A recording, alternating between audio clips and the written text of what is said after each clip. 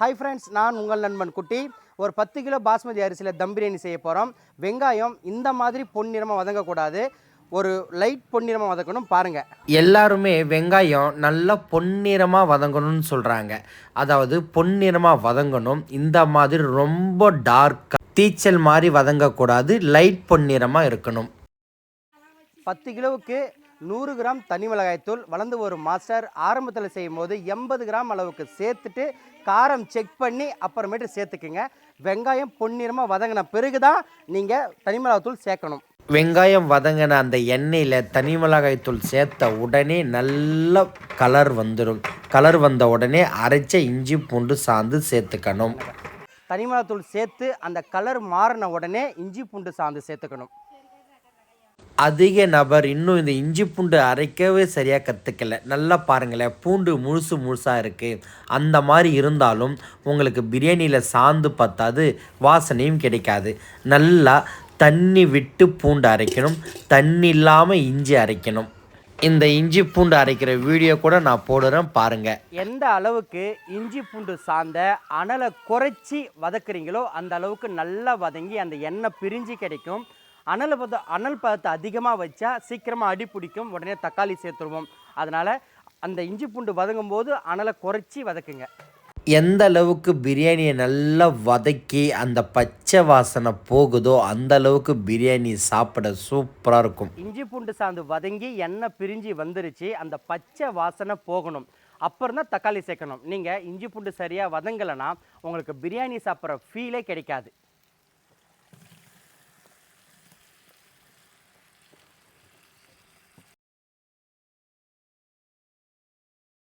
பிரியாணிக்கு என்னென்ன வேணுமோ அதெல்லாம் பக்கத்தில் எடுத்து வச்சு நீங்கள் பிரியாணி செஞ்சதான் ஒன்று ஸ்டெப் பை ஸ்டெப்பு மறக்காமல் சரியான ப்ராசஸில் செஞ்சதான் பிரியாணியோட ஃப்ளேவரும் அதோட அரோமாவும் அதோட டேஸ்ட்டும் சூப்பராக இருக்கும். தக்காளி சேர்த்து வதங்குது, கூட தயிர் ஊற்றிக்கிறேன். 10 கிலோவுக்கு 5 எலுமிச்சைப்பழ சாறு தக்காளி வதங்கும் போது சேர்த்துக்கினீங்கன்னா அதோட புளிப்பு சூப்பராக இருக்கும்.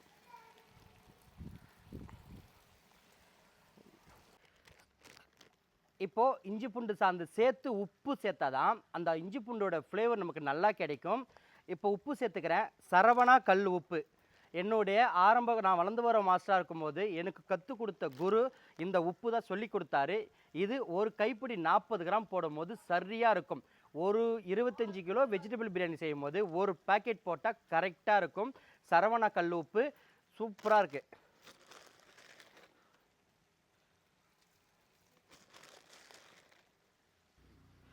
10 கிலோ பாஸ்மதி அரிசியில் தம் பிரியாணி. பெல்ரிக் அரிசி சூப்பராக இருக்குது. தொடர்ந்து இதில் தான் செஞ்சிட்ருக்கோம். அது மட்டும் இல்லாமல் 10 கிலோவுக்கு 2 லிட்டர் எண்ணெய், ஒரு 75 கிராம் பச்சை மிளகா, ஒரு 2 கைப்பிடி புதினா மல்லித்தழை, 3.5 கிலோ வெங்காயம், 1 கிலோ இஞ்சி, 1 கிலோ பூண்டு, 2.5 கிலோ தக்காளி. இப்போது இது கூட அரைச்ச சின்ன வெங்காயம். அரைச்ச சின்ன வெங்காயம் நீங்கள் எண்ணெய் கூட சேர்த்திங்கன்னா அடி பிடிக்கிற மாதிரி இருக்கும், அதோட ஃப்ளேவர் கிடைக்காது. தக்காளி சேர்த்து அரைச்ச சின்ன வெங்காயத்தை சேர்த்திங்கன்னா இதோட ஃப்ளேவர், அதாவது தித்திப்பான தன்மை, ஒரு ஸ்வீட்னஸோட ஸ்பைசி சேர்ந்து சாப்பிடும் போது தான் பிரியாணி ஒரு அத்தன்டிக்காக சூப்பராக இருக்கும், வேறு லெவலில் இருக்கும். 3.5 கிலோ பல்லாரி வெங்காயம், 1.5 கிலோ சின்ன வெங்காயம் சேர்த்து செஞ்சு பாருங்களேன். 10 கிலோ பாஸ்மதி அரிசி, 10 கிலோ சிக்கன். பட்டை கிராம் ஏலக்காய் முழுசாக சேர்க்கலை, அரைச்ச பவுடர் சேர்க்க போகிறேன். 15 கிராம் பட்டை, 10 கிராம் ஏலக்காய், 8 கிராம் கிராம்பு, 5 கிராம் ஜாதி பத்திரி பூ, ஒரு 3 கிராம் கல்பாசி. நல்ல ஃப்ளேவராக இருக்கும். இதை பவுடரை அரைச்சி எண்ணெயில் சேர்க்கக்கூடாது, வெங்காயத்தை கூட சேர்க்கக்கூடாது. தக்காளி சேர்த்து எண்ணெய் பிரிஞ்சு வரும்போது அப்போ சேர்த்திங்கன்னா சாப்பிட்டுட்டு கை கழுவுனா கூட அதோட ஃப்ளேவர் பிரியாணி அரோமா வாசனை சூப்பராக இருக்கும். பட்டை கிராம்பு ஏலக்காய் அரைக்கும்போது அன்னாச்சி மராட்டி பிரெஞ்சு இலை சேர்த்து அரைக்கக்கூடாது. தான் தெளிவாக வீடியோ போட்டிருக்க, போய் பாருங்கள். முக்கியமாக இந்த அரைச்ச பவுடரை நீங்கள் வெங்காயம் வதங்குற எண்ணெய் கூட போடக்கூடாது. இந்த மாதிரி தக்காளி சேர்த்து எண்ணெய் பிரியும் போது இந்த மசாலா போட்டு வதக்குனிங்கன்னா 5 மணி நேரம் சாப்பிட்டதுக்கு அப்புறமும் கையில் அந்த மனம், அந்த பிரியாணி அரோமா அவ்வளோ சூப்பராக இருக்கும். நிறைய உண்மையை மறைச்சிட்டாங்க, அதில் ஏதோ ஒரு மந்திரம் இருக்குதுன்னு சொல்கிறாங்க. 2 விஷயந்தான். ஒன்று, மசாலாவை நல்லா வதக்கணும், ஆயில் பிரியணும், அந்த அரோமா வாசனை எண்ணெயில் நமக்கு தெரியணும். ரெண்டாவது கறி, அதாவது அரிசி குவாலிட்டி தான் கொடுக்கும், கறி தான் டேஸ்ட்டு கொடுக்கும். 1 கிலோவுக்கு 1.25 கிலோ அளவுக்கு கறி சேர்த்தா மட்டும்தான் ஒரு தாறுமாறான சாப்பிட்ற லெவலில் பிரியாணி கிடைக்கும். 1 கிலோவுக்கு 1/2 கிலோ 3/4 கிலோ சேர்த்திங்கன்னா உங்களுக்கு டேஸ்ட்டு கம்மியாகும். கறியும் அந்த வதக்கிற அந்த பக்குவம் தான் பிரியாணிக்கு அதிக டேஸ்ட்டு. என் வளர்ந்து வரும் மாஸ்டர், நீங்கள் இந்த மாதிரி மசாலா நல்லா திக்காகி இதையும் அதிக நேரம் வதக்கினா உங்களுக்கு கசப்புத்தன்மை வரும், பார்த்து செய்யுங்க. தக்காளி வதங்கி எண்ணெய் பிரிஞ்சு வந்துருச்சு, கறி சேர்த்துக்கிறோம்.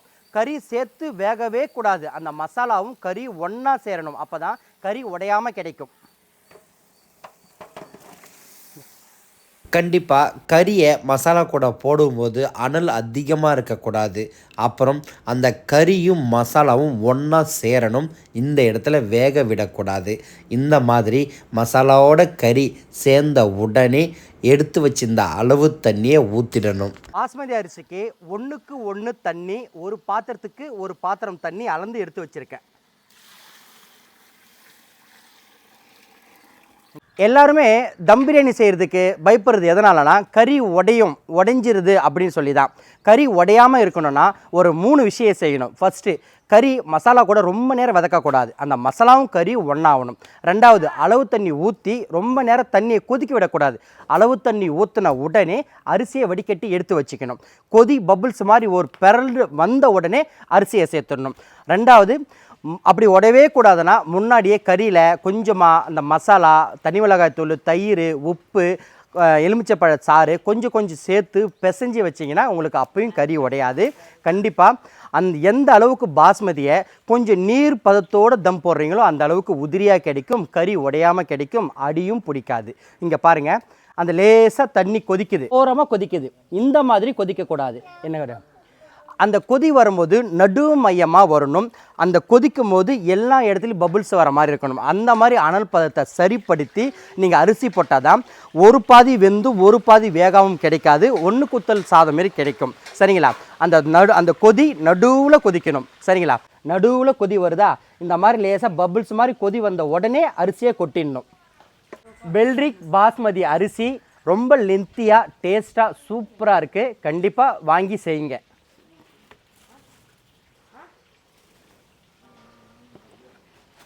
அரிசி இந்த மாதிரி கொட்டி பாதி அரிசி கீழேயும் பாதி அரிசி மேலே இருக்கக்கூடாது. உடனே நீங்கள் இந்த மாதிரி பரப்பி விடணும். கீழே இருக்கிற அரிசி அந்த சுடு தண்ணியை உடனே இழுத்து சீக்கிரம் வெந்துடும். மேலே இருக்கிற அரிசி கொஞ்சம் லேட்டாக வேகும். இதனாலையும் உங்களுக்கு ஒன்று குத்தல் வரும். கண்டிப்பாக இதெல்லாம் பார்த்து செய்யணும்.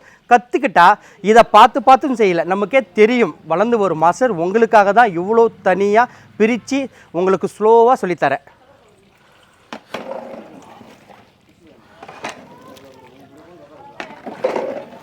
பாஸ்மதி அரிசியை ரொம்ப அதிகமாக கொதிக்க வைக்கக்கூடாது. அப்படி கொதிக்க வச்சாலும் அரிசி உடஞ்சிரும், கறி உடஞ்சிரும். முக்கியமாக நீங்கள் இந்த அரிசி அளக்கிறது, உப்பு போடுறது, தனி மிளகாய் தூள் போடுறது, இந்த இடத்தெல்லாம் யாரையுமே விடக்கூடாது. அதெல்லாம் நம் கண் பார்வையில் நம் கையால் செஞ்சாதான் நம்ம ஒரு பயப்படாமல் அந்த பிரியாணியை செய்யலாம்.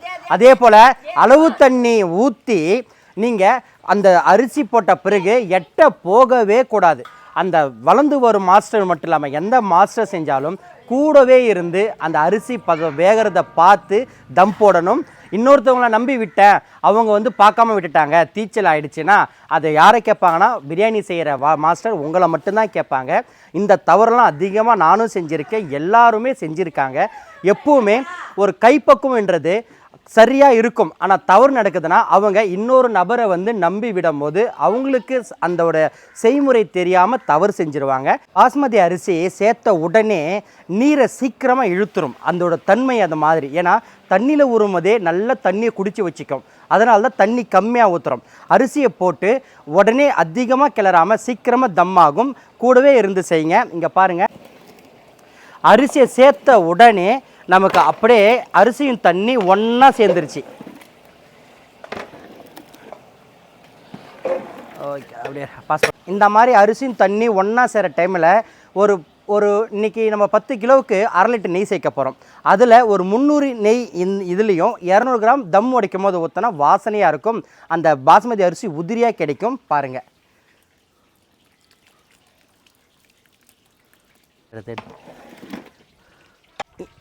இந்த மாதிரி அரிசியும் தண்ணியும் தளர்னு இருக்கும் போது நீங்கள் தம் போட்டால் தான் ஜீரக சம்பா அரிசி பாஸ்மதி அரிசியும் தம்மில் தான் உபரியாகும், நீண்டு வரும், நமக்கு சாப்பாடு நல்லா பூத்து வரும். இந்த மாதிரி தம் போடுங்க. வளர்ந்து வரும் மாஸ்டர், தயவு செஞ்சு பாஸ்மதி அரிசியை இந்த மாதிரி நீர் பதத்தில் நீங்கள் தம் போட்டால் தான் நல்ல உபிரியாக சூப்பராக கிடைக்கும், அரிசி உடையாமல் கிடைக்கும். போடு தம் பிரியாணியில் மேலே மல்லி புதினா தழை போட்டால் அது தம்மு பிரிக்கும் போது நல்ல வாசனையாக மணமாக இருக்கும். தம் பிரியாணிக்கு முக்கியமாக வாழையில தம் போடும் போது அதோட அனல் வெளியில் வராமல் உள்ளே தம் சூப்பராக ஆகும்.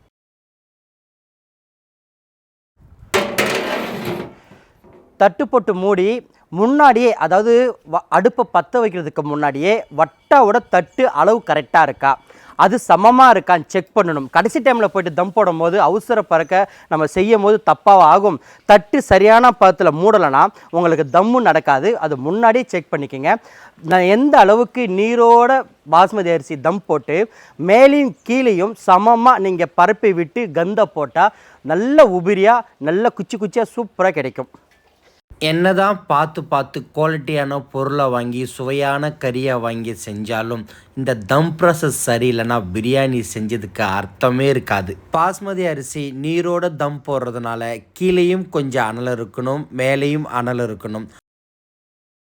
மேலே கந்து போட்டு பரவி தட்டு ஃபுல்லாக விடணும். அப்போ தான் எல்லா பக்கமே அந்த நீராவி அந்த ஆவியை வந்து நல்லா இழுத்து நீராவியை மாற்ற விடாது. கண்டிப்பாக இங்கே பாருங்கள், இந்த மாதிரி தட்டு முழுவதும் இந்த கந்தை பரவி விடணும். தம் பிரியாணி போட்டு அந்த தம்மு தட்டை எடுக்கும் போது கந்தை கீழே கொட்டக்கூடாது. அதை எடுத்து ஒரு சேஃபாக வச்சுக்கணும். தம் உடைச்சி பார்க்கணும். சரியாக ஈரப்பதம் இழுக்கலைன்னா திரும்பவும் நீங்கள் ஒரு 5 நிமிஷம் 10 நிமிஷம் தம் போடலாம். எப்பவுமே கீழே கொட்டுறாதீங்க, சரிங்களா? அடிவுல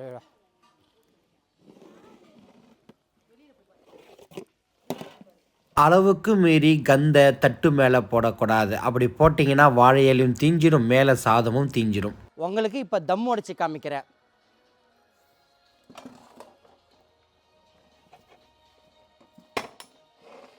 இங்கே பார்த்தீங்களா, சாதம் நல்லா வெந்திருக்கு. லேசாக ஆனால் ஈரப்பதம் இருக்குது, லேசாக. இதுக்கு திரும்பவும் அந்த தம் எடுத்து போட்டால் உங்களுக்கு இன்னும் நல்லா நீர் இழுத்து உபிரியாக சூப்பராக கிடைக்கும்.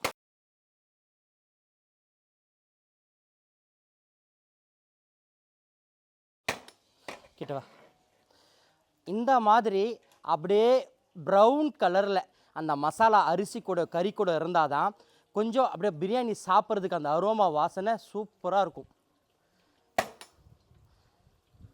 ஓகே, போ இந்த ஒரு திரும்பவும் கந்தை அள்ளி தட்டு மேலே போட்டு 10லேருந்து 15 நிமிஷம் தம் விட்டு உடச்சி எடுத்தோம் பாருங்கள். அந்த ரைஸை பாருங்கள், ஃபுல் லென்த்தியாக சூப்பராக அப்படியே மினுமினுப்பாக பார்க்கவே சாப்பிட்ணும் ஆசையாக இருக்குது. என் வீடியோ பார்த்து பிடிச்சிருந்தா நீங்கள் சப்ஸ்கிரைப் பண்ணட்டாலும் பரவாயில்ல, கண்டிப்பாக எனக்காக, என் உழைப்புக்காக, என் வளர்ந்து வரும் மாஸ்டர்களுக்காக ஷேர் பண்ணுங்கள். எங்கேயோ கஷ்டப்பட்டு கொண்டிருக்கும் அனைத்து வளர்ந்து வரும் மாஸ்டர்களுக்கு என் வீடியோ, என் உழைப்பு, சமர்ப்பணம்.